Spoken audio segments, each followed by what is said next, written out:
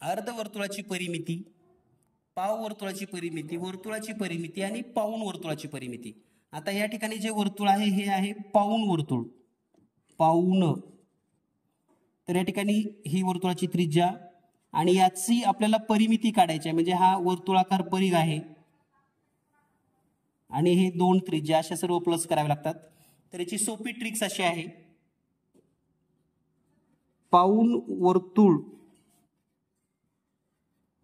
वर्तुळाचा परिघ बरोबर 47/7 गुणिले त्रिज्या. तर 47/7, समजा या ठिकाणी त्रिज्या आहे 14 सेंटीमीटर, तर गुणिले 14 करूयात आपण. 7 × 7, 7 × 2 = 14 आणि 47 गुणिले 2 म्हणजे 94 सेमी. तुमच्याकडे इतर कोणतीही पद्धत असेल तर त्या पद्धतीपेक्षा सर्वात सोपी पद्धत म्हणजेच वर्तुळाचा परिघ बरोबर 47/7 गुणिले त्रिज्या.